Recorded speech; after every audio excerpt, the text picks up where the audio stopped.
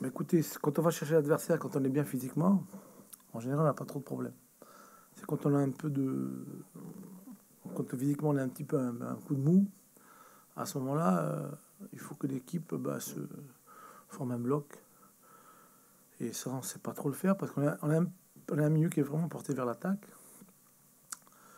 Une équipe qui est portée vers l'attaque et parfois, on oublie que la sécurité, quoi. À un moment donné, il faut aussi, à l'image du deuxième but qu'on prend contre Lyon. On parlait de match important, de match capital, de match crucial. Avec votre longue expérience, comment vous y prenez, vous, pour préparer un match comme ça? Comme c'est bien dit que je suis vieux, que je suis vieux. Comment on s'y prend? Comme d'habitude, vous savez, il faut bien préparer les matchs, donner le maximum d'informations aux joueurs, les mettre en confiance. Et puis répéter les situations qu'on pense qu'ils vont arriver au match, voilà, tout simplement. Donc il n'y a rien de nouveau. Donc voilà, préparer le match, comme on doit le préparer. Et comme je dis toujours, quand on prépare bien les matchs, on est souvent récompensé. Du moins, peut-être pas à court terme, mais sur la durée, on est récompensé.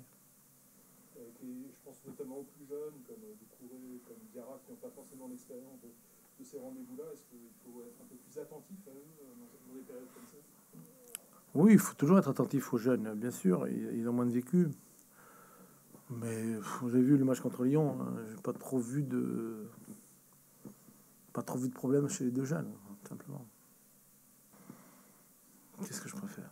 Je préfère avoir 10 points de plus. Hein. Moi, qu'est-ce que je préfère? Il faut qu'une équipe soit en confiance. Il faut que les joueurs soient en confiance. Et dans les situations comme ça, c'est vrai que les joueurs sont parfois inhibés. Donc voilà. Après, il y a l'excès de confiance aussi.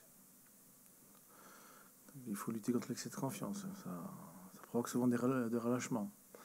Il faut trouver juste au milieu entre une grande motivation et une confiance en soi, en même temps une remise en question constante.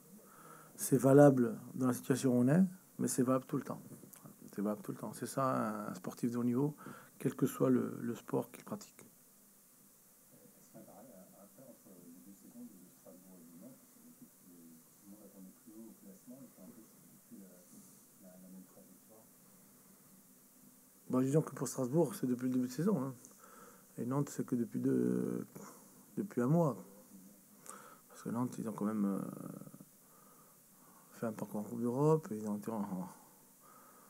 étaient en finale de la Coupe de France. Pour arriver en finale de la Coupe de France, il faut en éliminer des équipes. Hein. Ils ont éliminé quand même Lens et Lyon. C'est pas rien. Hein.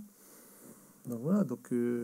Après, ils sont en difficulté. Donc après, je connais pas les tenants et les aboutissants. Voilà. Mais est-ce que c'est un parallèle? Non, je pense pas que ce soit comparable parce que je pense que Strasbourg est en difficulté depuis la première journée. Et Nantes, non.